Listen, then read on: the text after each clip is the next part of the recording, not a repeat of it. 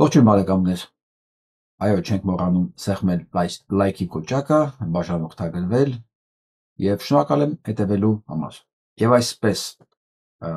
ինչու այսպես թեթև ժպիտ, դեմքիս վրա, քանի օր ուզում հասկանամ ուր է տանում Փաշինյան Նիկոլը իրեն ու իր թիմը։ Ես չեմ խոսում երկրի մասին, բայց կարծես թե ինքը որոշել է արդեն իր ու իր թիմի ճակատագիրը։ Եթե իր թիմը դեռ գլխի չի ընկել, ինձ թվում է այսօր արդեն պետք է հասկանալ, հասկացած լինել առնվազն, ինչը իրենց սպասվում։ Եվ այսպես գնանք հերթով։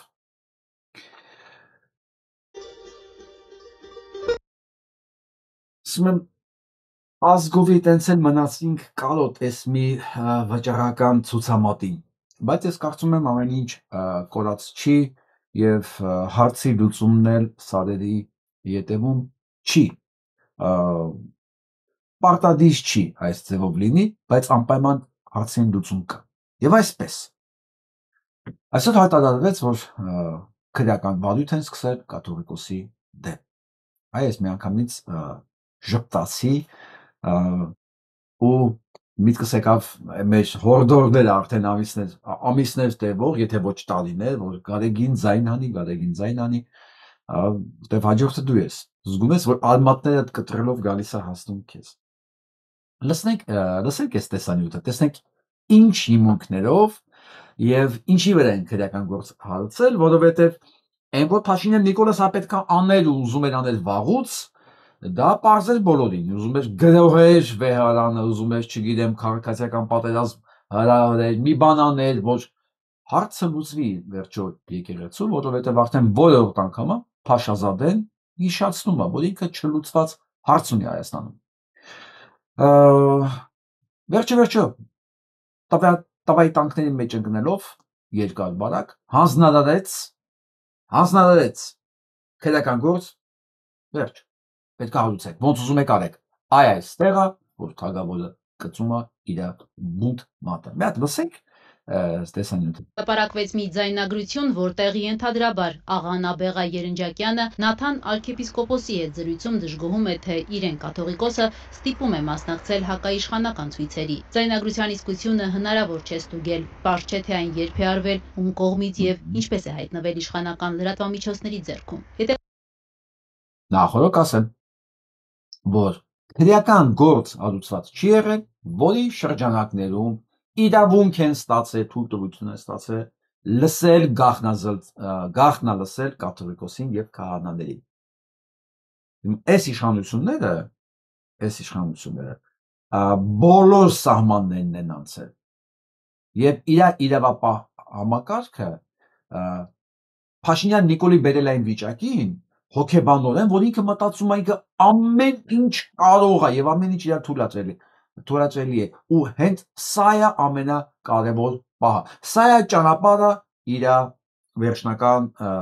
ֆիասկոյի տապալման։ Գնանք առաջին։ Դե պարզվի, որ ձայնագրությունն իրական է, ապա ստացվում է, որ բարձրաստիճան հոգևորականին գաղտնալսել են և հայտնի չէ դատարանի թույլտվությամբ, թե ոչ։ Իշխանական լրատվամիջոցներում տարածված ձայնագրությանը ժամերից արձագանքեց Մայրաթոռը։ Ամենայն հայոց կաթողիկոսին վերագրվող նման արտահայտությունների շրջանառման նպատակն է վարկաբեկել և թշնամանք հարուցել եկեղեցու և եկեղեցականների նկատմամբ։ Հեռախոսային խոսակցությունների գաղտնիության խախտումը ինքնին հանցագործություն է և առանձին թեմա, որին իրավապահ մարմինները հույս ունենք, որ համարժեք արձագանք կտան։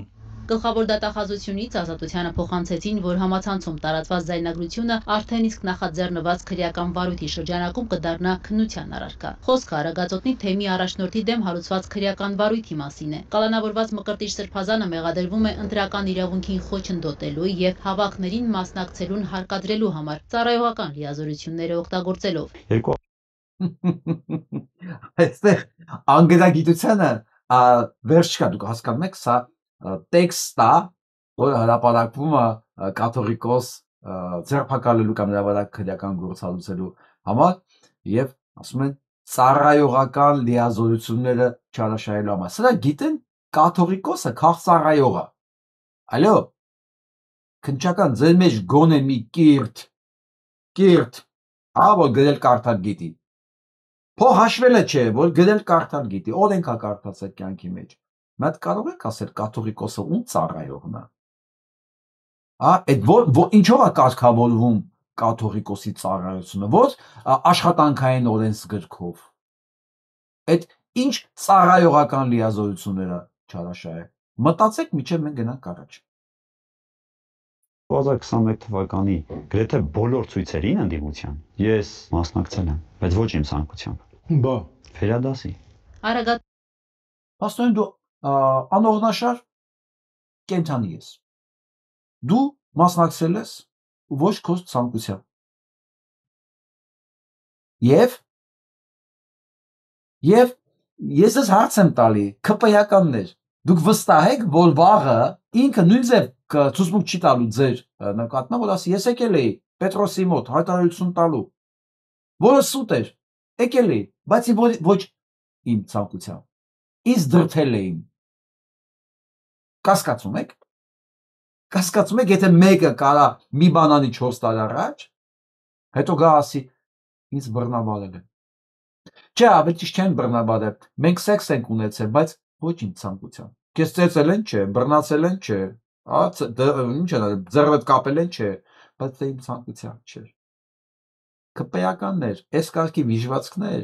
սիրով ձեր նկատմամբ են ցուցմունք տալու։ Գնանք առաջ։ Ծոտնի թեմի քահանաներից Տեր Արամը անցած ամիս հանրայինին տված հարցազրույցում հիշել էր 4 տարի առաջ տեղի ունեցած իրադարձությունները, պնդելով, թե 2021-ին Վերադասը ստիպել է իրեն մասնակցել ընդդիմության հանրահավաքներին։ Այս հայտարարությունից հետո հենց հաջորդ օրը իրազեկ քաղաքացիների միավորման ղեկավար Դանիել Իոնիսյանը հանցագործության մասին հաղորդում էր ներկայացրել։ Մեկ ամիս անց արդեն հայտնի դարձավ, որ հարուցվել է քրեական վարույթ, որի շրջանակներում բերման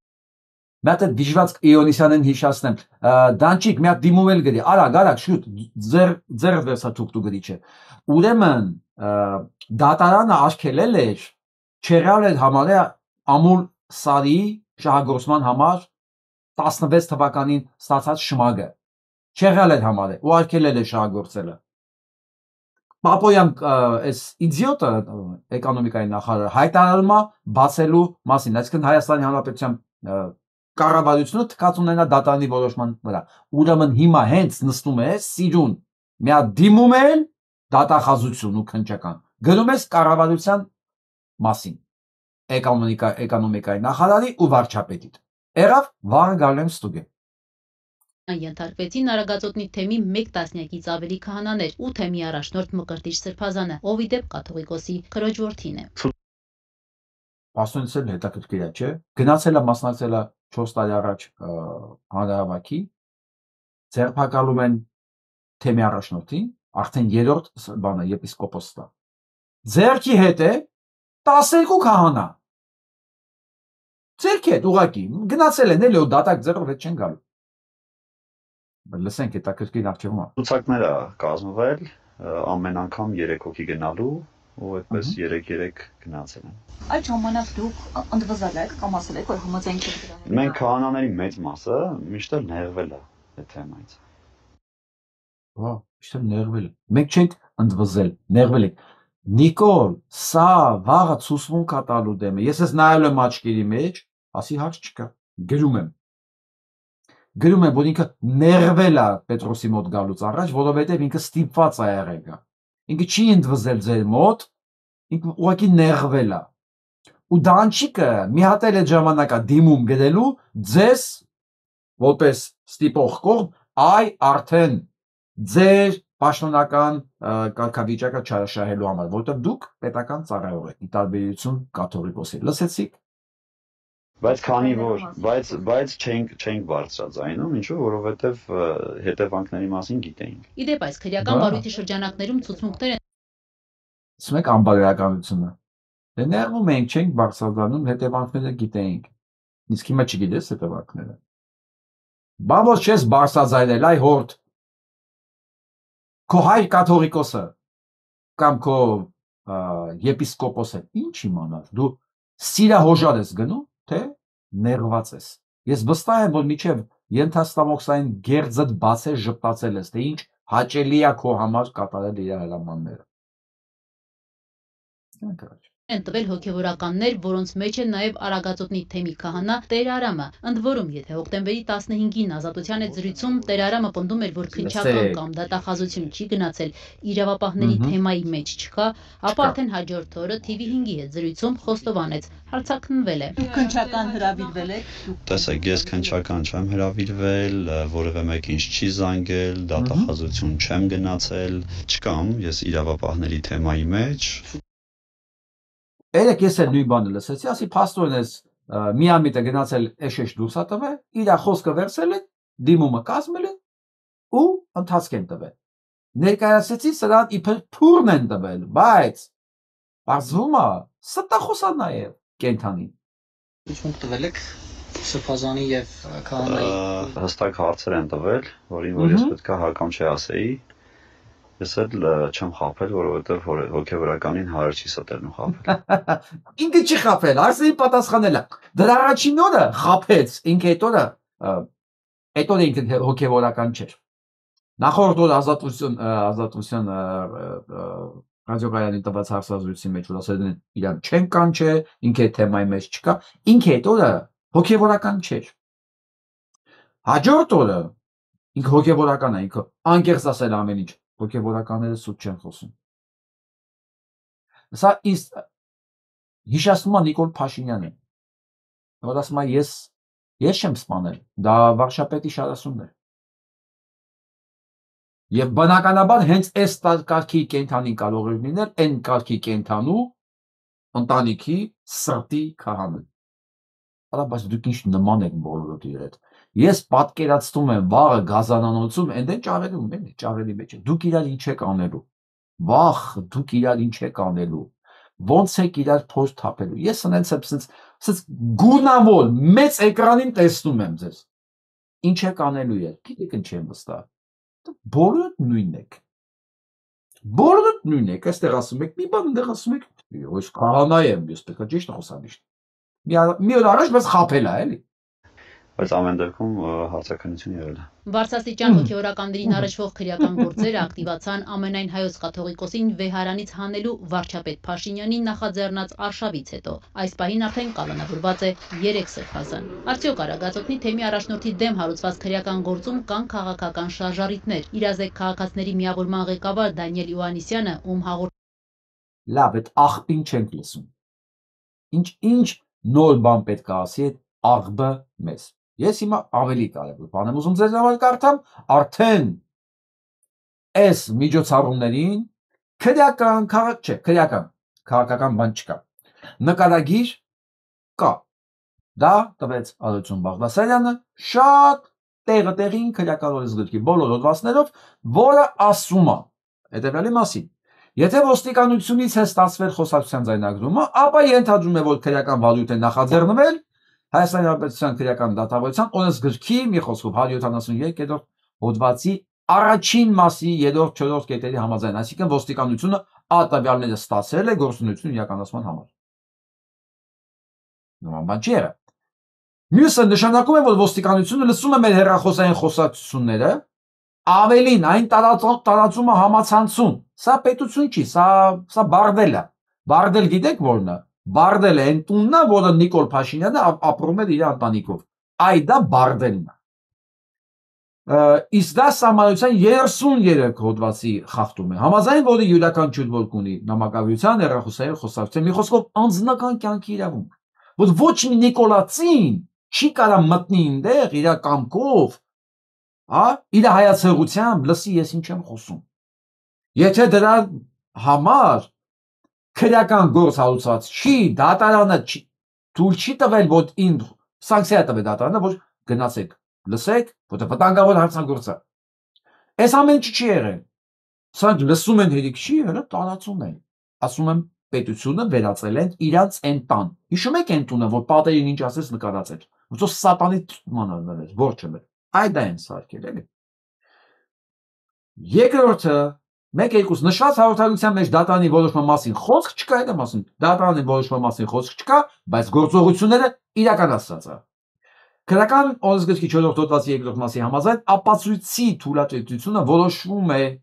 այն ձեռք բերելու պահին գործող օրենքով։ Մի խոսքով, դրա համաձայն օպերատիվ հետախուզական միջոցառումների արդյունքով կազմված փաստաթղթերը եւ որևէ կրիչի վրա ամրագրված տվյալները քրեական վարույթում ապացույց չեն։ Վերջ։ Հիմա ապացույց չեն։ Ու սրանք ուզում են քրեական գործարկեն կաթողիկոսի վրա։ Հայտարարել են արդեն, որ քրեական հոդվածը կա։ Մեկ էլ հասկանալով, որ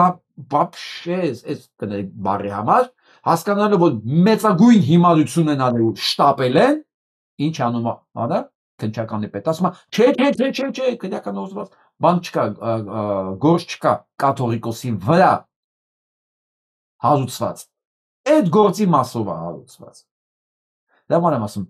Փաշինյան Նիկոլը ձեզ բոլորին տանելու է գերեզման, լսեք։ Լսում եք քննչականի պետեր, դատախազներ, բոլոր ԱԱՑ-ը,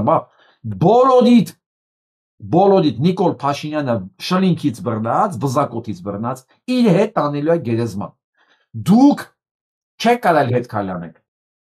Ինչ ուզեցավ, դուք ոնց ուզում եք մտածեք, դուք պետք է անեք, իսկ ինքյան պետք է հիմա կաթողիկոսին ամեն ձևով ձերբակալել։ Դուք ընկել եք հապկի մեջ, ավելի Նիկոլի մեջ ցած։ Մեծ Դուք մտածեք դրա տակից ոնց եք դուրս գալու։ Դրա տակից դուրս գալու միակ տարբերակ կա։ Դուք պիտի կալանավորեք Նիկոլ Փաշինյանին։ Հակառակ դեպքում, եթե լսեցիք Նիկոլ Փաշինյանին, ինքը ձեզ հանցակից սարքած, ձեր բռնելա, ձեր ձեռից շլինքից բռնելա բոլոր տեղերից, ոչ չթողի փախնեք։ Նայեք։ Որովհետև եթե ինքը պետք է սատկի կոպիտ ասած, այն գնդակը հասնի հետևից, իր համար ձեր ապրելը ոչ մի էական նշանակություն չունի։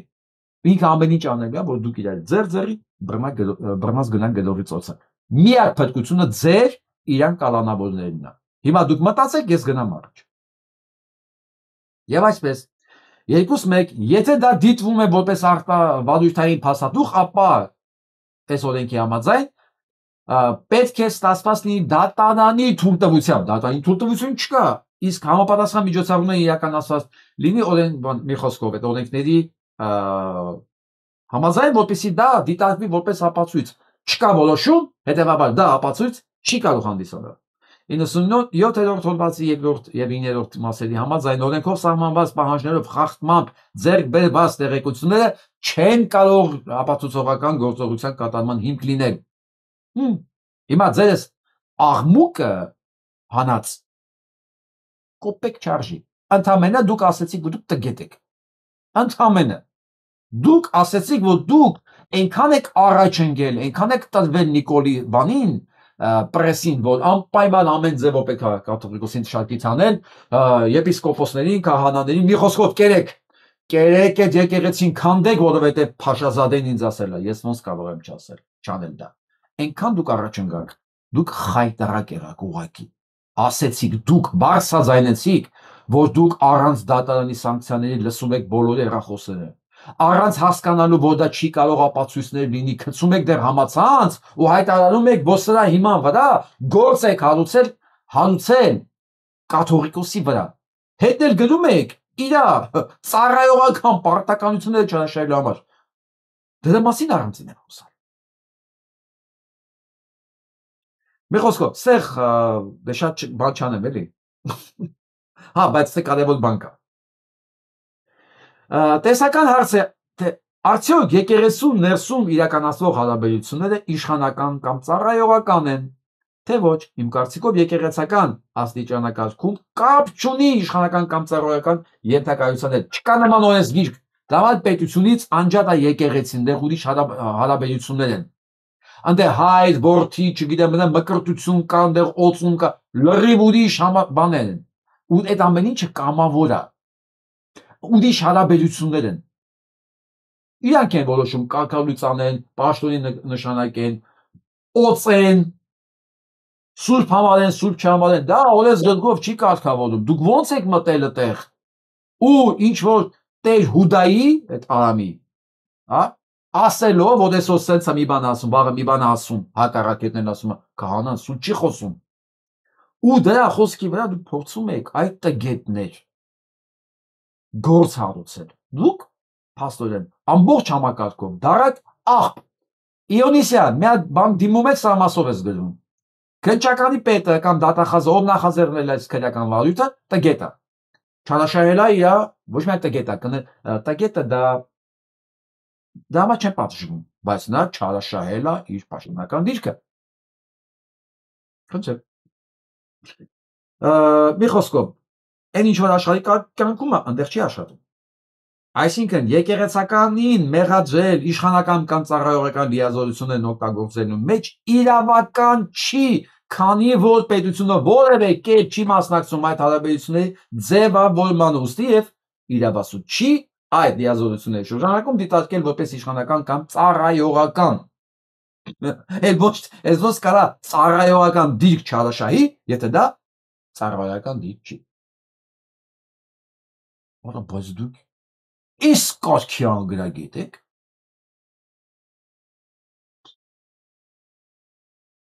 Այս գործը որ գնա միջազգային դատարան։ Ես կարծում միայն տուգանքը բավական չի։ Դատարանում դե միջազգային դատարան պետք է օրենք ընդունեն, որ Հայաստանի այս իշխանության դատական համակարգը պիտի համարվի օրենքից դուրս։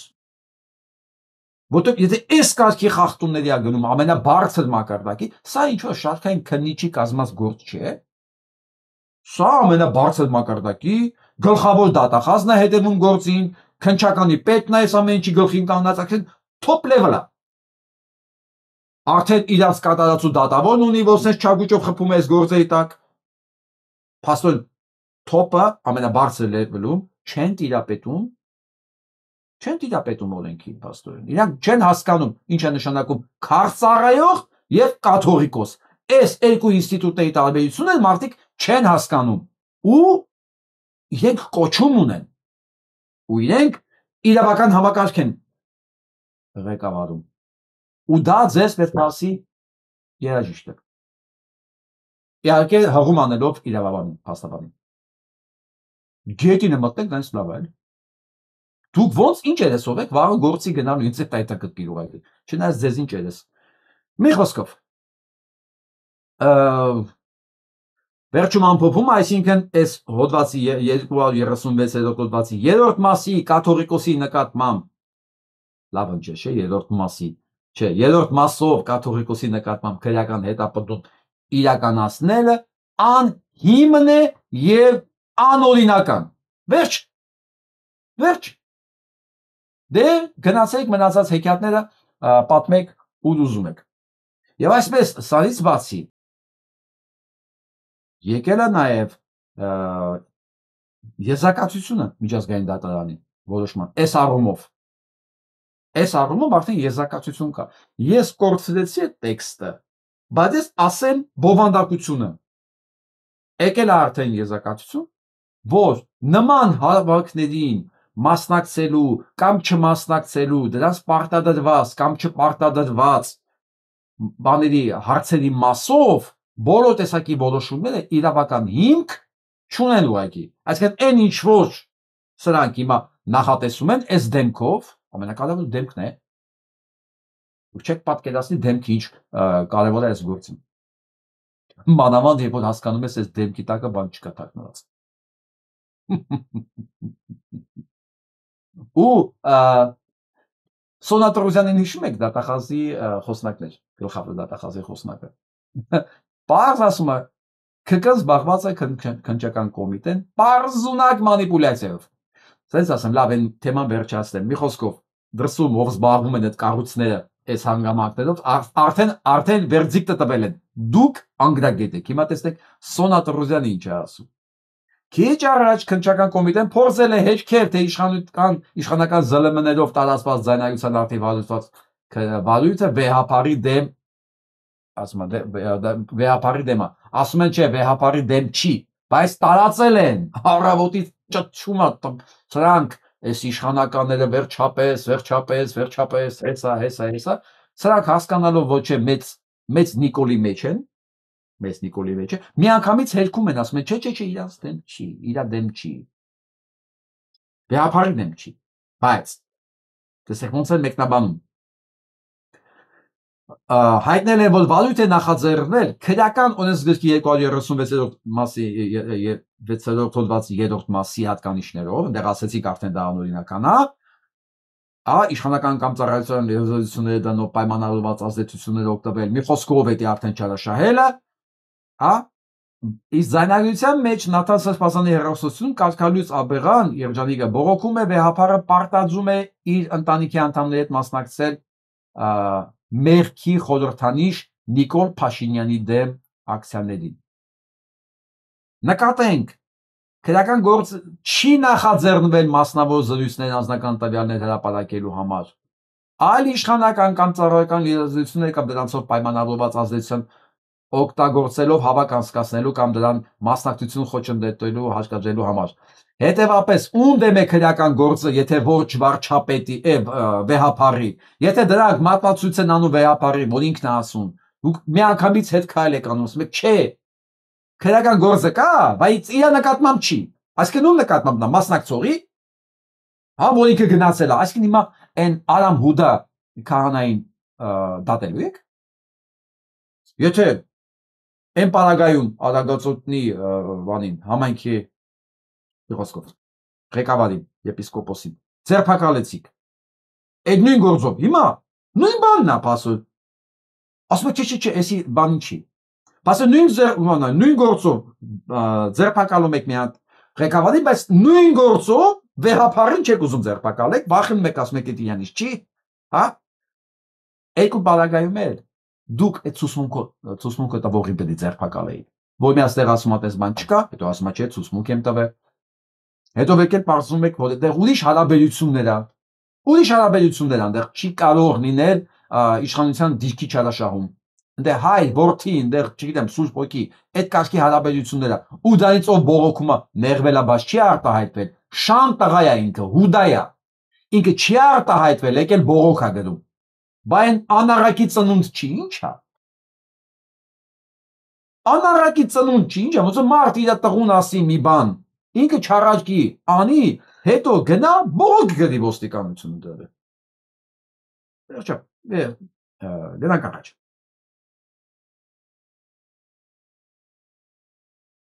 Ես ժամանակ չկորցրեցի եւ մի քանի ժամ առաջ, 5 ժամ առաջ թարմացնեմ արդեն քանի ժամ առաջ 6 ժամ առաջ արդեն 6 ժամ առաջ դրեցի հարցում տեսնեմ ժողովուրդը ո՞նց է վերաբերվում սրանց այս process-ներին իրանք ո՞նց է վերաբերվում որովհետև կան չէ մարդ լուրջ դեմքով այն նկարի մեջի դեմքով պնդում են որ սա եկեղեցին առողջացնելու համար կամ սա օրինականության շրջանակներում գործողություններ են ասում են ժողովուրդից իմանամ ինչ են մտածում Եվ այսպես 2500 մասնակից 6 ժամվա մեջ ես ունենք սա եկեղեցու առողջացման համար պայքար են գնահատում Նիկոլի 13%-ը Զալատոյ 13%-ը Մյուս 6%-ը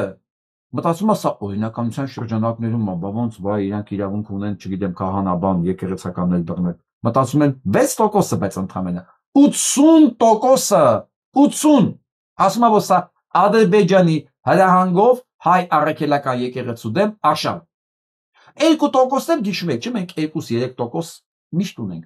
Թքած ունի ամեն ինչի վրա։ Ախպեր թքած ունի։ Էսա։ Մի խոսքով թքած ունեցողներով, այն օրենքին նվիրված մարդկանցով որ մտածում են ամեն ինչ Հայաստանում, ամեն ինչ չէ, Հայաստանում դեռ բան կա մնացել է որ օրենքի շրջանակներում արվում, այդպես փաստորեն մի 6% կա, որ մտածում են Հայաստանում օրենք է գործում։ Պլյուս Փաշինյան Նիկոլի 13%-ը, որ իրանից հետո թեկուզ ջրհեր էր։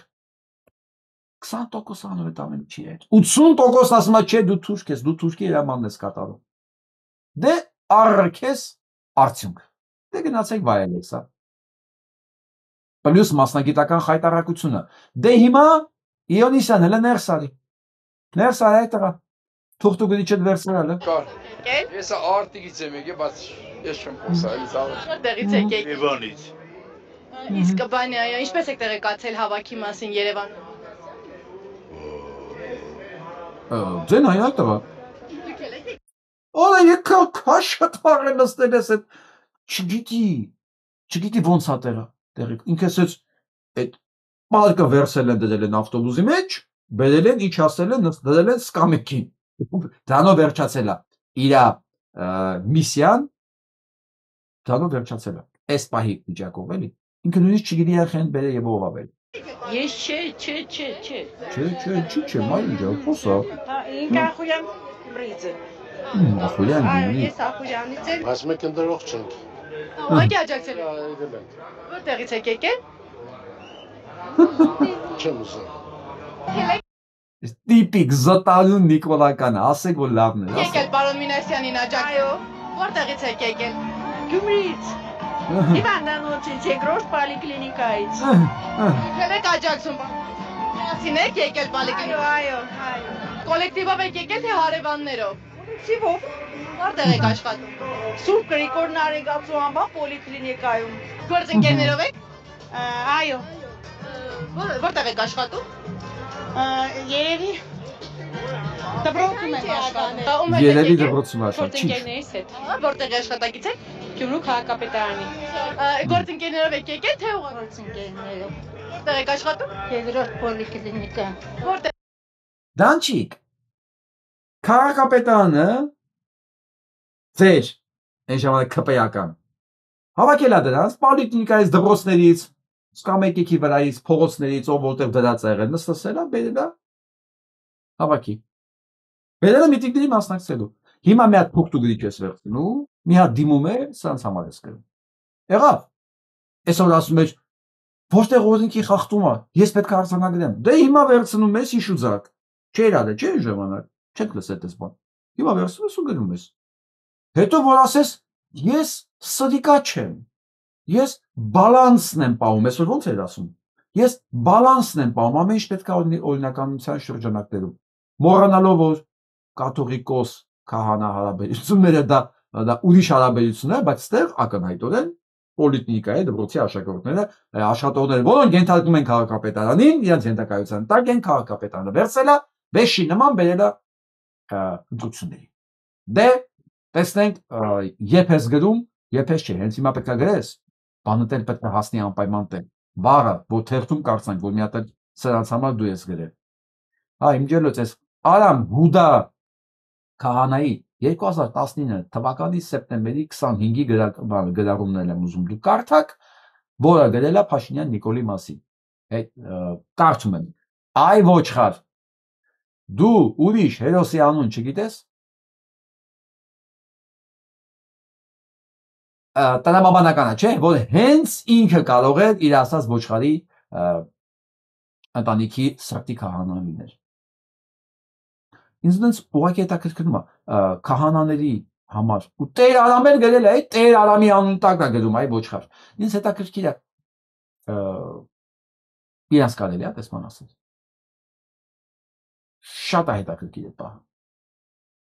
Մի խոսք, ինչ ասում Տաթևիկը Հարապետյան։ Սա հայտարարություն է։ Մարդիկ ինչով են զբաղված, լավ կարդեն գրում է Նիկոլ Փաշինյանը ու քանդեն պետությունը ԿՊ։ Կուսակցությունը ամենօրյա ռեժիմով հոգեբանական պատերազմ են իրականացնում հայ հանրության եւ հայկական պետականության դեմ։ Դրանք ուղղակի մաշեցնում են մեզ, քայքայում մեր ջանք ու էներգիա մրցում։ Մեզ են քայքայում։ Իսկ մեր երկրի շահերը կարճ իսկ մեր երկիրը շահել է կարճ ժամանակ, որտեղ պետք է դնել հսկայական ջանք էներգիա արդյունք ստանալու ու ոտքի կանգնելու համար։ Խոսքես այս ոչ պատերազմ շրջանի մասին է։ Ժամանակը գնում է, ոչ թե գալիս։ Ափսոս է մեր ժամանակը, ափսոս ենք մենք, բայց սա էլ կանցնի։ Պետք է խելքով, մտքով հատփերատար հաղթահարել այս փուլը հանուն Հայաստանի։ Այո, ամենակարևորը պետք է չտրվել ավելորդ գնել հիստերիայի, ընկճախտի, նյարդայնանալ, չէ։ Ընդհանրապես ստապ աշկերով պետք է նայել ոնց է ԿՊ-ն, քանդենք պետությունը, կուսակցությունը իր հետ դեպի անդունդը, դեպի գերեզման տանում, ասենք քննչականը, ԱԱԾ-ը, դատախազությունը, ամբողջ իրավական համակարգը։ Դե պատգամավորների մասին արդեն չեմ խոսում, ազգային ժողովի մասին արդեն չեմ խոսում, դե մարդ չի մնացել։ Այսքանից հետո դեռ մանդատները սրտերին խփած ապրում են կմեռնեն, կուրանան ամեն ինչ, բայց մանդատից չեն հրաժարվի։ Նիկոլ Փաշինյանը պետք է ավարտին հասցնի այն, ինչ որ սկսել են, որ կիսա չեն թողելու գործը։ Ժողովուրդ, այս ամեն ինչի դեմ առնելու համար մեզ ինչա պետք։ Ասեմ նաև ինչա պետք։ Տարածելուց այս հարցումները տարածելուց բացի մասնակցել armenianappeals.com կայքով գտել բոլոր այն հանցագործների անունները, որոնք կարծում եք իրենք մեղսակից են այս ամեն ինչում։ Սենց մի հատ տարբերակ կա, որ սենց վերցնում, սկրոլ ես անում, տեսնում ես բոլորը կան։ Ում եք ուզում ստեղ։ Փաստորեն ինչ որ սենց բան Ֆիլիպ Վարդան Մելիքսետ, Ալեն Սիմոնյան, Ալփի Դաբոյան, Անահիտ Ավանեսյան, Անդրանիկ Խաչատրյան, Անդրանիկ Քոչարյան, Աննա Հակոբյան, Աննա Վարսապետյան, Աշոտ Հակոբյանյան, սրանք տարբեր ժամանակ ավագ լեյտենանտ Մարկոսյան, Էսանասունի դեմքը հիշում եք։ Սա այդ ջուրերի հազման ժամանակ են, հիմնական, մենք այն ժամանակ ենք սկսել։ Արամ Հովանեսյան, Արա Աբրահամյան, Աստեբիչ Ադգիշտի Քարամյան, Արեգ Քոչինյան, սրանք էլ այդ պրոպագանդիստներն են, Արտուր Խաչիկյան, պրոպագանդիստը, Արտուր Հովանեսյան, Արտուր Հովսեփյան, Արտուր Մկրտչյան, սրանք բոլոր են, Արզուն Հովանեսյան, Արմեն Բաբաջանյան, Արմեն Աբազյան, մի խոսքով, հա, դուք վերցնում եք ընդամենը, տեսնում եք ես, հենց առաջ ես կապուտ տողի, վերջ, հանցագործի անունազգանուն, ինչում եք նրան մեղադրում, ներքևն էլ բաներ կա, այս ամեն ինչը հավաքվում է ապագա դատարան գնալու համար, ապագա դատարանն էլ կորոշի ըստ վիճակի, ըստ ժամանակագրության, ովքեր են, ինչքան մասնակցություն ունեցել Հայաստանի Հանրապետության դեմ կատարված հանցագործությունների համար, մեկը քիչ, մեկը շատ, մեկը ներելի, մեկը աններելի, բայց դե շատ կարևոր հանգամանք կա։ Այս անունների մեջ կան մարդիկ, որ չգիտես ինչ ես ու դարձել են ոնց որ կարծես միայն այն հանգամանքի համար, որ իրենք հալածված են այսօր, դարձել են շուրջ։ Այդպես չի հանցագործությունը, ժողովուրդ ջան։ Հանցագործությունը այդպես չի։ Հանցագործությունը պետք է դիտարկել ժամանակ տարածության մեջ։ Եթե նա այն ժամանակ արել է, եթե այսօր ինքը հալածյալ է, դա չի նշանակում, որ այդ հանցագործությունը ինքը չի արել։ Կոնկրետ այս Բագրատ Գալստյանի մասով, ով իրան աջակցում էր ժամանակ այս ամեն ինչի մեջ։ Դա լինի լրագրող, դա լինի, չգիտեմ, քաղաքական գործիչ, հոգևորական, պետք չի այդ էմոցիաներով, եթե հիմա կոպիտ եմ ասում, դրեցիք այս ամբողջ հալածանքի, որ հիմա ասենք սենց, այս Արամ Հուդա քահանան, այսօր հանցագործություն իրականացնում, ճիշտ է, հիմա սրա անունը ավելացնելու պարագայում, ասենք մի 6 ամիս հետո, եթե սան էլ դատեն, Փաշինյան Նիկոլը, ինչա դառնալու է անմեղ այսօրվա համար։ Երևի մի մասի համար այտենց է, բայց իրականում այտենց չի։ Ի վերջո, ամեն մարդ իրավունք ունի ավելացնելու, հիմնավորելով, թե ինչու՞մ է մեղադրում, հենց այդ ժամանակվա համար։ Հետո դա ոնց կդիտարկվի, այս հարցերն էլ թողում եք դատարանի վրա։ Բնականաբար հասկանում ենք, չէ՞, որ Արամ Հուդա քահանան ինքը հրեական հետապնդման ենթակա չի, այս արարքով, ինքը ուղղակի Հուդա է։ Մենք հասկանում ենք, ինքը քաղցարայող չի, պաշտոնական դիրքի չարաշահում չենք կարող իր վրա կիրառել, ոչ էլ Բագրատ Գալստանյանի, Բագրատ Գետադարցի վրա կարող ենք պաշտոնական դիրքի չարաշահում վերագրել, թե ոնց Բաղանից ոսկեպար գյուղերի հանձնման ժամանակ ամբողջ ժողովրդին հավաքեց, բերեց Երևան, ընդերից, բերեց Երևան, հավաքեց Երևանում 50-60 հազար մարդ, ասեց, դեմա գնացեք դու։ Վերջ, մեկ ինչ կապ ունենք։ Մեկի համար սա նորմալ է, բայց իրականում սա հանցագործություն է։ Բայց հասկանում եք, չէ՞, որ դրա համար չունենք քրեական հոդված։ Դա չի նշանակում, որ ինքը այս ամեն ինչում անմեղ է։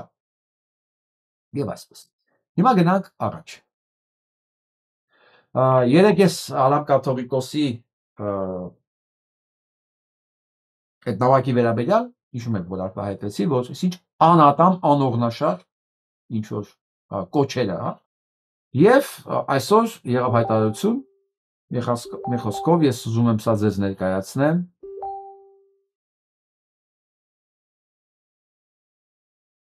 մի խոսքով սփյուռքի մեր կառույցներից, որոնք տեղակ էին նամակի բովանդակությանը, ուղղակի գտել էին, որ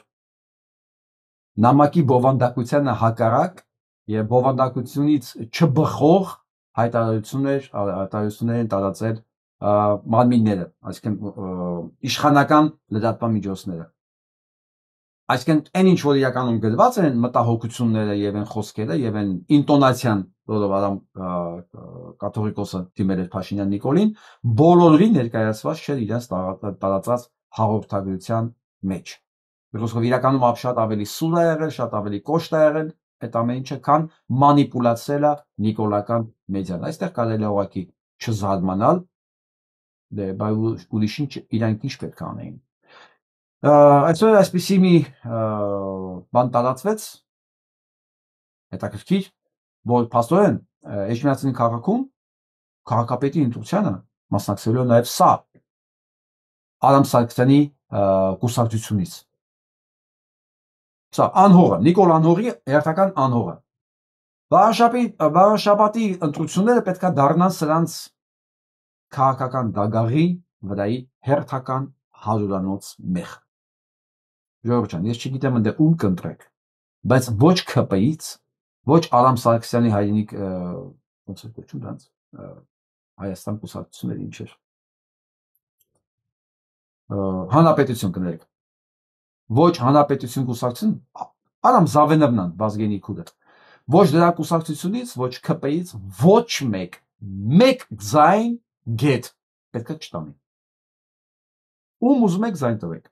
Ես էլ ամբողջ ցուցակը չեմ տվել, չեմ տեսել, բայց գիտեմ մի բան, սրանք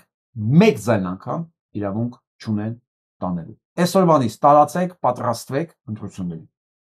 Հա, ինջերոս, նրանք ովքեր չեն հավատում ընտրություններին, կարող են չեն մասնակցել, բայց եթե ունեք այլ տարբերակ, մի մասնակցեք, եթե չունեք այլ տարբերակ, ուզում եք ամեն դեպքում գնացեք ու արկելեք սրանց գան իշխանության։ Տեսակ ոնց եղավ Փարաքարում, տեսակ ոնց եղավ Գյումրիում, սրանք պետքա պարտաբեն բոլոր տեղերում։ Եթե իհարկե ուզում ենք, որ մեր երկրում ինչ-որ մի բան փոխվի։ Փաստաբաններն էլ տարածում են, որ Կոչուբայևը գնահատական է տվել, որ ասել է դուք հրեշեք։ Եվ ես կաղոթեմ, որ Աստված ձեզ պատժի, ինչպես դուք ինչին դուք արժանի եք։ Որ նրա դա գնահատական է, դա հանցագործություն չի բոլորում։ Այսինքն օրենս գրքում, քրեական օրենս գրքում սատանու հետ կապի համար, Աստծո հետ կապի համար, հա, այդ կարգի հոդվածներ գոյություն չունեն։ Մենք աշխարհիկ պետության մեջ ենք ապրում։ Պատկերացնում եք Փաշինյան Նիկոլը ինչ օրիա գցել ամբողջ իրավապահ համակարգը ու դրանք կորցնելով մասնագիտական եւ մարդկային բոլոր տեսակի արժանապատվությունները մտել են մի բանի մեջ, որ ի սկզբանե պարտված են։ Հա, ասենք մեկ ամսով Կոչուբայևին դատապարտեցի։ Եվ դուք մի ամսով ասեցիք, որ մենք հանրապետություն անեծքի համար, հա, որ գրողի բաժին դառնաք, ես ամեն օր եմ ասում։ Ես ամեն օր եմ ասում, չէ, ձեր քթերից գալու է։ Ինչն անօրություն ձեր համար։ Բայց ես թվում է պետք է հանցագործություններ անեք ու տենց անպատիժ գնա, չի լինում այտենց։ Հիմա դուք վերցրեցիք ու կիրառեցիք այն ինչ որ երբևէ Հայաստանում մնա չէր կիրառվել։ Անեծքի համար դատել է։ Ու այսօր քաղաքական ճակերտավոր խոսնակներ եմ լսում։ Ու բարձկաններ էլի։ Ոչ մեկ չասեց, որ այս այլևս իրավական պետություն չի։ Այն ինչ որ երկու օրվա մեջ կատարվեց, սա ուղղակի մահներ իրավական պետության, Հայաստանի երրորդ հանրապետության։ Բայց չի նշանակում, որ չորրորդը գա, էլի։ Սա իրավական մահներ։ Ոչ մեկ չասեց։ Իսկ ես մի հատ բան հիշեցնեմ տղեկ։ Այ Կոչուբայևը, Մակինյանը, իրենք բոլորը հին համակարգի հետ աշխատող մարդիկ են։ Իրենք հին համակարգից մնացած են, էլի։ Կոչուբայևին սխալ են դատել, բայց Կոչուբայևին դատել են այնց, ոնց որ իրանք այն ժամանակին դատում ընդդիմադիրներին։ Ասելիքս ի՞նչն է։ Ձեր հետ էլ անուններն։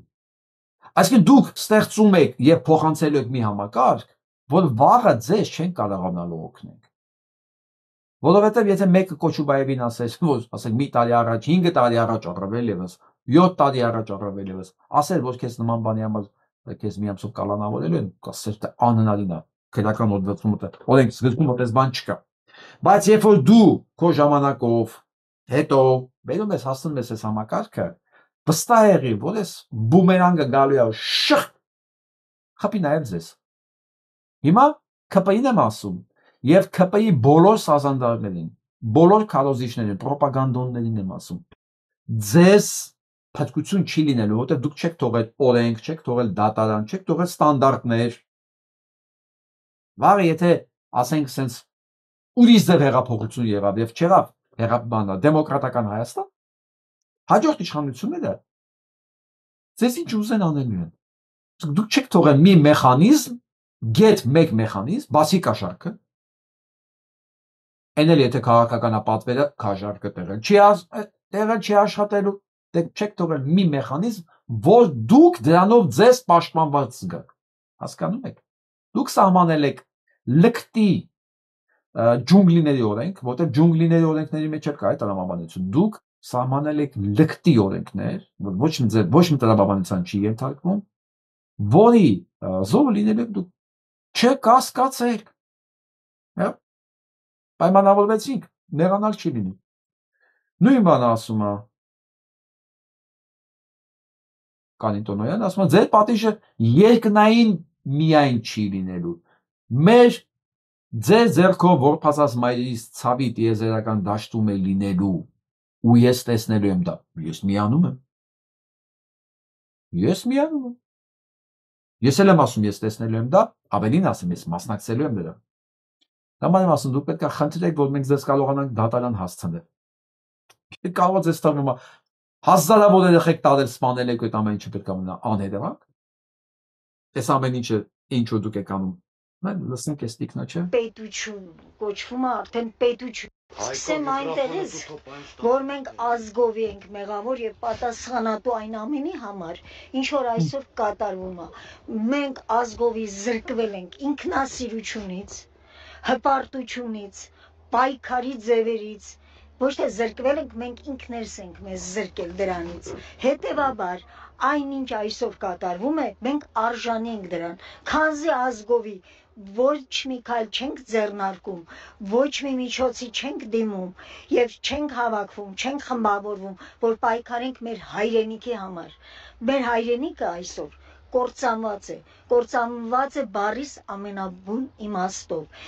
Այն երկրում, որտեղ ձերբակալում եւ կալանավորում են սրբազաններին, այն երկրում, որտեղ եկեղեցին արդեն դարել է թիրախ, այդ երկրում չի կարող որևէ ձևով այդ երկիրը ապրի։ Մենք 1000 տարի պետականություն չենք ունեցել, 1000 տարիներ մենք ապրել ենք եկեղեցու շվաքի ներքո։ Եվ այսպես ով կասի, որ քաղաքական գործիչ է տիկինը, ոչ մեկ։ Սա այն 20%, այն 80%-ի կարծիքն է։ Եմ վստահ եմ, որ սրանք իրականացնում են թուրքական ծրագիր եւ Ադրբեջանի պատվերը Հայաստանի նկատմամբ եւ սրանք ապագա չունեն։ Սա եմ ուզում ձեզ ներկայացնեմ իլերում նախկին մեր խոսակցության, որ հոգեվորականը պետք է լինի ամուր ու իր հավատավոր համայնքն է մանավանդ փոթորկված պահերին, ասում է հայր ասորիկը։ Այնքան համաձայն եմ, բայց ուզում եմ հարցնեմ հայր ասորիկին, հիշում ես հայր ասորիկ։ Հիշում ես քեզ 16 թվականին։ Հիշում ես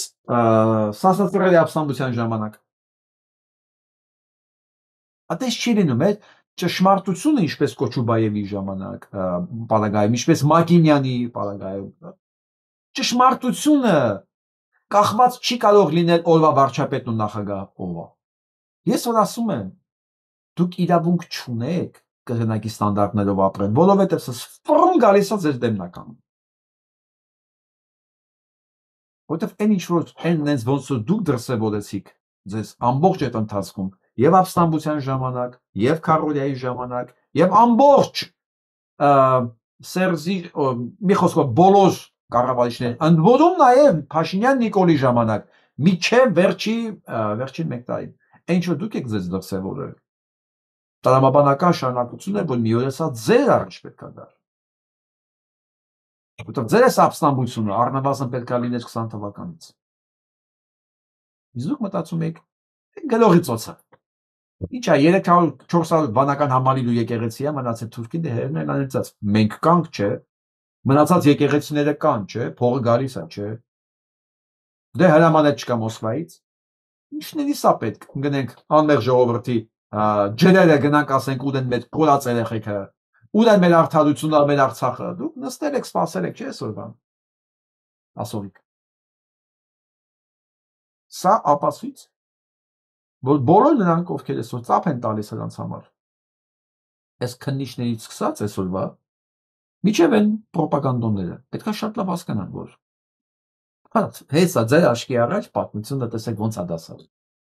ինչի է ձեզ թվում որ դուք նույն իրավիճակում չեք կանգնելու տեսեք հիմա ես չեմ ասում ասողիկը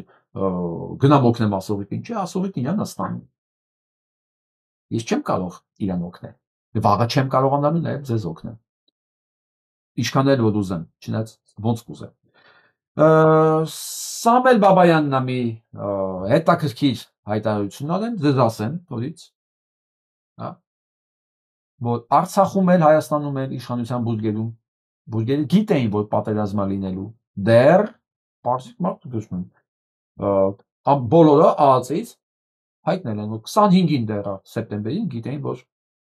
պատերազմ լինելու։ Ասեմ ավելին, իրանք ավելի շուտ գիտեին, բայց 25-ին արդեն գիտեին։ Ես այսօր բացել եմ ամբողջ չէ, երկու լրատվականի հիմնական ազատություններ, մեկ է Հայկական ժամանակ Նիկոլին։ Երկուսի կայքերներ, ինչ էին գրում իրանք սեպտեմբերի 25-26 միջև պատերազմ 20 թվականին։ Կովիդի թվերը Եվ ասենք Եվրոպայի հետ համագործակցության ինչ փուլում են իրանք։ Պատերազմ է, պատերազմ է լինելու, գիտեն։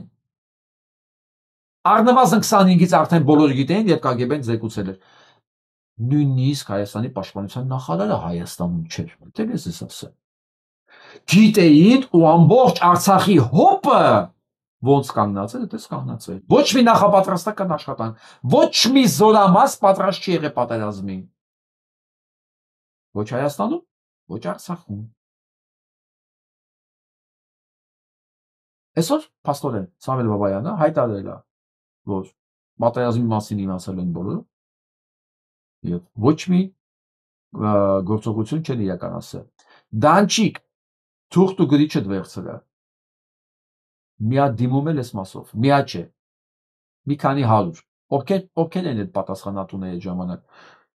Վարչապետ, տեղականներ, անվտանգության խորհրդի նախագահ, պաշտպանության նախարար, գենշտաբի պետ, մի խոսքով զորամասերի հրամանատար, վերցնում ես, բացում ես օրվա կալենդարով, նայում ես ովքեր են եղել այդ օրվա ղեկավարները, ամեն մեկի մասով դիմում ես։ Գնում ես, վաղը հրապարակում ես։ Այն ժամանակ կասեմ, դու ոչ թե Նիկոլի հրամանները կատարող ոչնչություն ես, այլ փորձում ես բալանս պահել։ Դու այսօր ամբողջ օրը ոնց էիր ասում, դու ես օրենքի բալանսն եմ պահում ես։ Ես օրենքի տարին հավասար շնչող տղա եմ, տղա չես, բայց ասում եմ ես ինձ մարդ։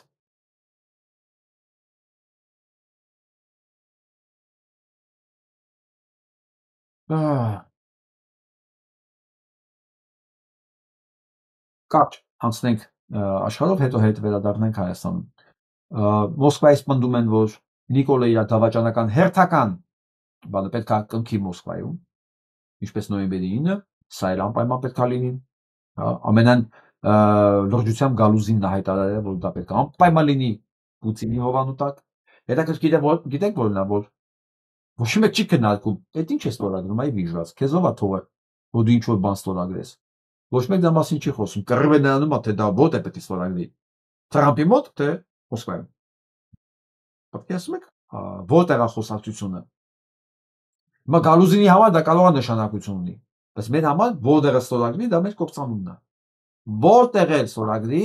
դա մեր կործանումն է։ Բայց քաղաքական, կներեք եք, որ դա քաղաքական դաշտ եմ ասում։ Վասկանների դաշտը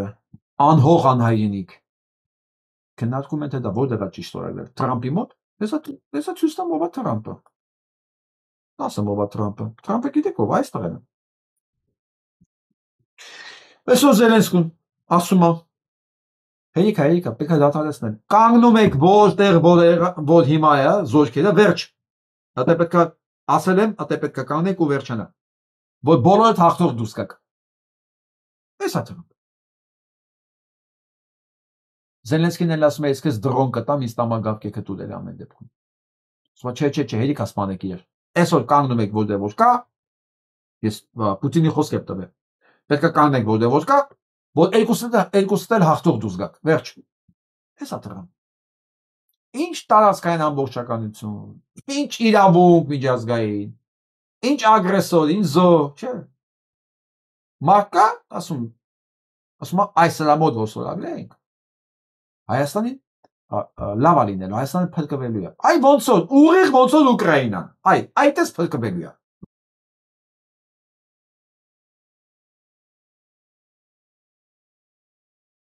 Ուղղակի ասեմ, որ Համասը վերականգնում է իր դիրքերը իր տարածքում եւ դրա արդյունքում է Թրամփի ռեյտինգը մի քիչ աճել է։ Ինչի ասում եք, փորը տվեց էլի Իսրայելին, չկարողացավ պահել, որտեղ ինքն է զրոյանում։ Ինչ որ դիլ է գտել, բանա, խաղաղությունն է։ Դե մենակ դա իր շնորհքը չէր անշուշտ։ Էդի 75% Իսրայելում արդեն խեղդում էին Նետանյահուին, ինքը գնաց այդ հարցին։ Պարտվեց, փաստացի, պարտվեց 2 տարի է։ Երկիրն ավիրել է, իր սեփական։ Քանի հազար մարդ է մահացել արդեն իրանից։ Իրանը ռմբակոծեց, հասկացանք, որ Իսրայելը իր պատկերացած լավ տղա չի։ Իսրայել պարզվեց Իրանը խաղացող է եւ բոլորը լուր նստեցին իր տեղը։ Մի խոսքով սպանեց, քանի 100,000 մարդ սպանեց, եւ մի քանի 100,000 պաղեստինցի է սպանել, ավիրել ամբողջ Պաղեստինը, բայց Համասես ու իր տարածքները էլի վերականգնում է։ Դա շնորհիվ է Թրամփը մի քիչ իր ռեյտինգը բացեց։ Հույսներ դրեք Թրամփի վրա, դրեք։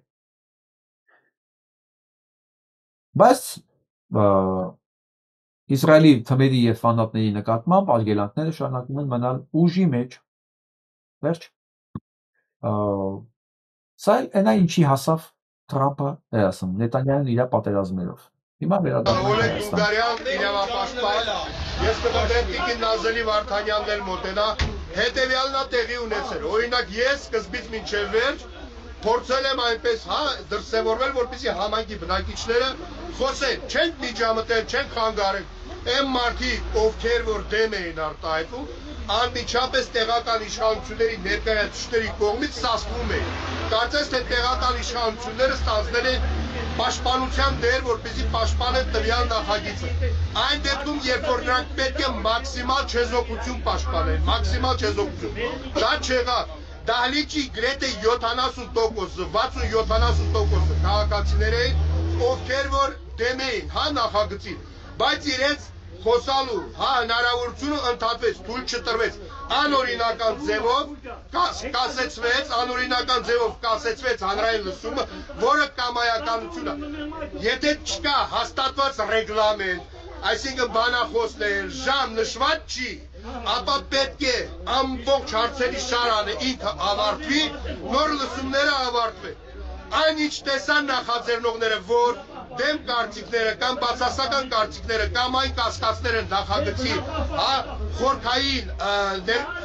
խորքային ուսումնասիրության վերաբերյալ բացակայում են, անմիջապես դադարեցրին լսումները, որպեսզի բացասական կարծիքներ հնարավորինս քիչ արտահայտվեն, որպեսզի հետագայում որոշում կայացնելուց կաշկանդված չլինեն։ Մի խոսքով, սա ամուսարի հետ կապված լսումների մասին է խոսքը, մարդկանց վերաները փակել են, ոչ մեկին չեն թողել արտահայտվի, ոչ մի ձև։ Գիտեք ինչ է նշանակում ամուսար։ Ամուսարը դա մեր լինել չլինելու հարցն է։ Ո՞նց եմ ասում, սա նույնիսկ Արցախի լինել չլինելու հարցը չի։ Արցախը կարելի է հետ բերել։ Մենք Հայաստան չենք կարող հետ բերել։ Եթե աշխատեց ամուսնը, դա Հայաստանի վերջն է։ Ոնց որ դու մարդու օրգանիզմի մեջ թույն սրսկես։ Վերջ։ Քանի թույն չես սրսկի, մարդուն կարելի է օգնել, լավ հագցնել, լավ սնել, առողջություն տալ, մարդը, չգիտեմ, առուի գանա, հա, սա փչացած ատամներումի սարքել, կոպիտ ասած, հա, կույրարիքը լավ չի, վիրահատել, մարդուն կարելի է, բայց այն թույն ես սրսկում, այն էլ մահացու, ցիանիդ, այդ մարդուն ոչ մի չես կարող։ Հիմա մեր օրգանիզմում ցիանիդ են ուզում սրսկեն, ժողովուրդ ջան։ Ցիանիդ։ Ու այդ process-ներին ցիանիդ սրսկողներին օգնողներ կան հենց Հայաստանում ապրող, այսինքն ասում ասենց մի վայրկյան։ Ինձ այսօր թող փող տան, ես լավ կոշիկներ հագնեմ։ Գրողի թե մարմնում ցիանիդ չեն սրսկելու։ Ինչքան ապրեմ, ես լավ կոշիկներով կամ լավ շորերով կապրեմ։ Հասկանում եք, ինչ են անում։ Այսինքն կա մի հատված Հայաստանում, դե կա, գիտեք, որ ասում է մի օր եմ ապրելու, այդ մի օրը ես ամենալավը ապրեմ։ Ասում են չէ, մի օր չես ապրել, դու կարաս 100 տարի, 100,000 տարի ապրես։ Ասում է չէ, թողեք ես մի օր ապրեմ, ես լավ ապրեմ։ Դու ապագա չունենաս, ես էլ ունենաս ապագա չունենան, ամեն ինչ թող ավիրվի, բայց ես այսօր լավ ապրեմ։ Այ հիմա այս մարդիկ խեղդել են այս մարդկանց, որոնք այգիներ ունեն, որտեղ հայրենիք ունեն ի վերջո, դա մեր ընդհանուր այգին է։ Դա մեր ընդհանուր հայրենիքն է։ Ջուրը որ խմում ենք, բոլորս նույն ջուրն ենք խմում։ Օդը որ շնչում ենք, բոլորս նույն օդն ենք շնչում։ Բայց այդտեղ կա մի տականքաշերտ, Արամ Սարգսյանների նման, Փաշինյան Նիկոլների նման, ասում են չէ։ Ով կսատկի, ով կմեռնի, կներեք։ Ինչ կվերանա։ Մենք ոսկի ենք ուզում, սիրտերս ոսկի ասում։ Գերժողին թե դուք ցիանիդ տակ թե չէ, թունավորվես Հայաստանն էլ կջնջվի որպես բնակավայր, էլի բնականաբար սարերը կմնան, թույնը կմնա, բայց բնակավայր չի լինի։ Ջրը թունավոր, օդը թունավոր, հողը թունավոր։ Ինչ հայինիք։ Սրա կռիվն է։ Ես ուղղակի չգիտեմ, էլի բարոյական որ կատեգորիայի մարդ պետք է լինի այս անենում։ Ազնիվ խոսք չգիտեմ, ես այդ հարցի պատասխանը չունեմ։ Մտիկնա չտեսենք։ Փաշինյան, չորան կոմորալ կատը, որ քնում է սրիկային աշխարհ չբերել, որ մի մսկիթում սեց բանկը լինի։ Դիմում է պագոնավորներին, թուրքը որ եկավ ձեր պագոնը ձեր գումարը չի փրկելու ձեզ։ Ամոթ ձեզ։ Եկել եմ աջակցություն հայտնելու իմ եկեղեցուն, անգամ Հուտան դավաճանության ժամանակ մեղանչեց։ Նիկոլ Փաշինյան մեղանչի քարացների համար ինչքան զոհեր ունենք։ Ես մի հատ բան եմ ուզում ասում, ես վիդեոները սարքողներ, ինչ եք այդ երաժշտություն դնում տակը։ Որպես ինչ։ Այ մեզ չգիտեմ, ես ընդհատեցի, ես չգիտեմ, ես տեսանյութը գնացել է, թե չի գնացել, որովհետև երաժշտությունները լինում տակը, աչքերում է YouTube-ը բլոկ է դնում։ Պետք է ասեք, այս նյութի տակ այդ երաժշտությունը չի եք դրել։ Իբր տեքստը բանը թույլ է, որ մի երաժշտությունով ուժեղ ասում եք։ Ես չեմ հասկացել, ժողովուրդ ջան, այս ֆենոմենը ես չեմ կարող հասկանալ։ Նայում եմ այս կնոջ խոսքերը, ներբանացնում այդ երաժշտությունը։ Պատմության մեջ գրվելու ես ազգի դավաճան։ Ազգի դավաճաններից մեկը դու ես։ Արի ինձ տար։ Տար ինձ։ Ամեն դեպքում ձերբակալ են Սրբազանին։ Եթե ուրեմն դու ձերբակալում են Հիսուս Քրիստոսին։ Մսկիթում որ մի մոլային կձերբակալեն։ Դիմում են բոլոր ազգի հայերին։ Եթե ունենք հավատ, ալ Քրիստոս ոտքի կանգնեք։ Թուրքը չպիտի մտնի մեր տունը մորթի մեր երեխեքին նոր ոտքի կանգնեք։ Կանգնեք ոտքի հայ ազգ հայ մայրեր, շատ են կորցրել։ Ես չգիտեմ հիմա դու կարողացաք նայել այս տեսանյութը կար թե չկար։ Բայց կինը պարզ ասում է Նիկոլ Փաշինյան անիծվեց դու սերնդեսերուն, որ մեզ այսօր ես մնում։ Սա այդ բովանդակությունը, ես ամբողջ տեքստը չեմ կարող ասել, ծանր տեքստ էր։ Սամվել բանն է, ուզում ես տեսանյութը նայեք։ Սա ավիրված հուշարձանն է, և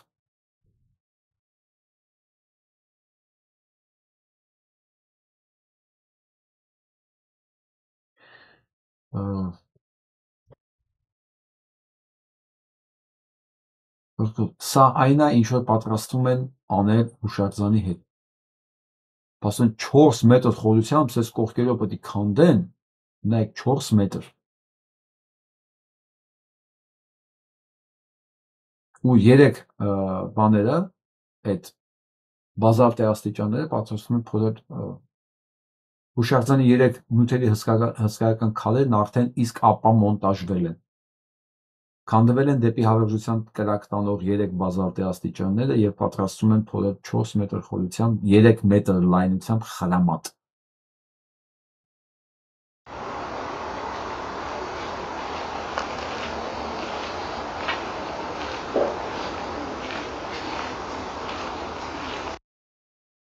Իսկ Այդամյանը իր հերթին գրում է, որ սրանք պետք է դատվեն առնվազն 3 կետով։ Առանց հաստատված նախագծի շինարարական կազմակերպությանը քանդման աշխատանքներ իրականացնելու թույլտվություն տալու համար։ Պատասխանատու անձ նախագծի պատվիրատու թանգարանի տնօրեն Էդիտա Գզոյանը։ Օրենքի կոպիտ խախտումներով հանրապետական նշանակության հուշարձանի ձևախեղում եւ դրա պատմական եւ բնօրինական մասերի ոչնչացման համար։ Պատասխանատու Ժաննա Անդրասյան։ Նախագծով նախատեսված ապամոնտաժման աշխատանքների փոխարեն վայրագ եղանակով իրականացված քանդման աշխատանքների նկատմամբ վերահսկողության լիակատար բացակայություն։ Պատասխանատուներ Գզոյան եւ Ժաննա Անդրեասյան։ Սրանք այդ հանցագործներն են, ոչ միայն, որոնք ըստ այդեմն նրանք պետք է կանգնեն դատարանի առ։ Բնականաբար հասկանում ենք, չէ՞, որ դատարանը կարող է լինի, դատը լինի բացառապես այն ժամանակ, երբ որ մենք ունենանք մեր ձեռքով ձևավորած պետություն։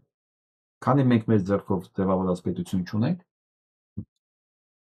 սա չի լինի։ Իրանք քանդեն բոլոր սրբությունները, կալանավորեն։ Մենք արդեն ունենք 3 եպիսկոպոս կալանավորված եւ 12 քահանա։ Ասում նման բան եղել է բոլշևիկների ժամանակ մեկ էլ բոլշևիկների ժամանակ։ Իսկ այն որ այն ճիվաղ ասում է, դե պատմության մեջ էլ այդպես բան է եղել, ասողիկի անուններ տալիս, ասողիկը մեղադրվում էր պաշտպանության նախարարության 3 միլիոն դոլարը յուրացնելու եւ փողերի լվացման համար։ 3 միլիոն դոլար։ Այն էլ մենակ ինքը։ Դա նյութական վնաս, դա հանցագործություն է։ Պաշտպանության նախարարության փողերը լվանալ։ Թե ոնց էին դա արել, չեմ անում, չգիտեմ, չեմ կարող ասեմ, դա եղել է, դա միշտ գարեգիններ։ Դրա համար է եղել այդ քրեական գործը։ Պետության գործերի մեջ խառնվելու համար չէր։ Նման հոդված չկա ընդհանրապես է։ Մարդ չէ սպանել, այ բայց սրանք 15 հոգի, 15 հոգևորական, որ մարդ սպանեին, բնականաբար բոլորն էլ պետք է գնային դատվեին։ Ես վերջում ուզում այս տեքստը լսենք իրար հետ, որ չմոռանանք էլի,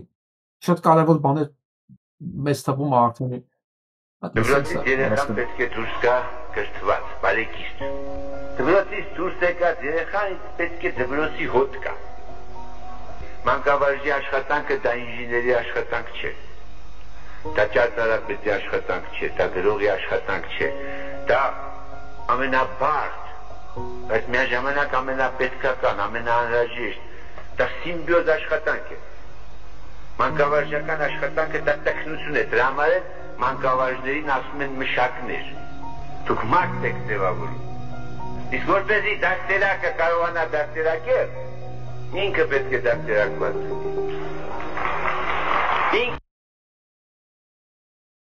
Մեծ համատեք այսօրվա վիրվածքի տեքստերի հետ էլի։ Այս ժամանակ չէր կարող կրթությունը լինել նորաձև։ Բայց սա։ Պետք է բարեկիրթ է։ Այն երեխան, որ ձեր ձեռքի տակ շատ լավ ձևավորել մարդ է դարձել, չի կարող պատահի, որ վերջում փչանա։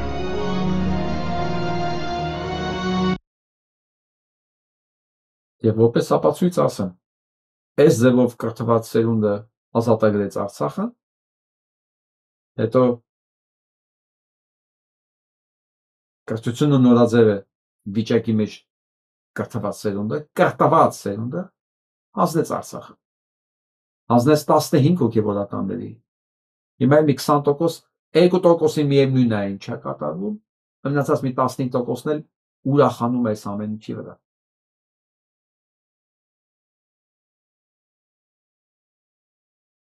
Կրթությունից է գալիս ամեն ինչը։